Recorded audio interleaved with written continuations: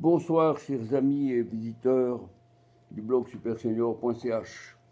J'espère que vous avez un meilleur accès à mon blog depuis hier soir, car j'ai trouvé la faille. C'était une application, ou plutôt une extension du genre file, dont il faut absolument se méfier. Je ne vous souhaite pas de passer par là parce que vous avez beau interroger des spécialistes, mais le mieux c'est d'essayer vous-même de trouver la faille et de la combler. C'est ce que j'ai pu faire. Par contre, je voudrais rapidement vous parler de la votation qui a lieu dimanche prochain à propos des élections européennes et pour lesquelles la campagne bat son plein. Elle se terminera demain soir, vendredi. J'aimerais attirer votre attention sur un point important. C'est une élection à un seul tour. Il ne s'agit pas de jouer, il s'agit de choisir. Et surtout, le problème, c'est ce qui est toujours le cas en France, c'est qu'on ne vote en général pas pour quelqu'un, on vote contre quelqu'un. Eh bien là, je m'associe vraiment à cela en disant il faut tout faire pour que M. Macron soit battu, parce que M. Macron, c'est l'objet, c'est l'instrument des centralisateurs, de ces gens qui sont honnis par les jeunes de Bruxelles, par les jeunes européens, ceux qui veulent un fédéralisme pour l'Europe. Écoutez par exemple cette vidéo de Génération Identitaire qui dure quelques minutes ici. Voilà. Macron und Merkel. Unsere Namen sind Philipp, Silvia, Mark. Ariane. Loro sono l'Europa di Bruxelles, noi siamo l'Europa, un continente intero con la sua storia. Sie steht für offene Grenzen, unbegrenzten Kapitalfluss sowie ausgebeutete und entwurzelte Völker. Wir stehen für dieses Land. Som français. Italiano, Österreicher, Magyarok vagyunk, Nemzsük. Czesi, British. Deutsch. Wir sind Europäer. Our countries are our motherland. Europe is our civilization. We are Europe's youth, and it's only hope for the civilization. Så jeg er Bruxelles, som kårer en kvinde med tørklæde til at være årets unge europæer 2019.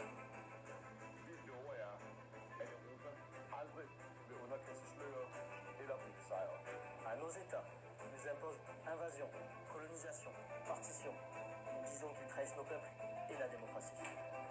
Těm, kteří pokaždé, když je Evropa napadena na své vlastní půdě, bezmyšlenkovitě opakují, my generalizujeme a mírumilovná koexistenz vzkazujeme, že jejich zaslepenost z nich dělá spoluvinné.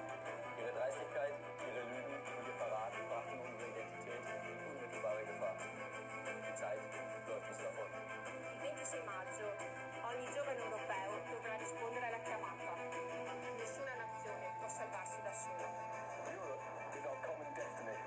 wir rufen dazu auf, überall jene Kandidaten zu wählen, welche gewillt sind, die Identität der europäischen Völker zu verteidigen. Überall müssen Juncker, Macron und Merkel entmachtet werden. Am 26. Mai wird gefeiert.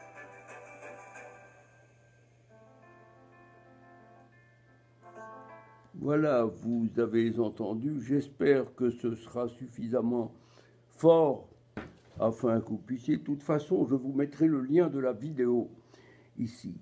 J'aimerais attirer votre attention encore sur un second point.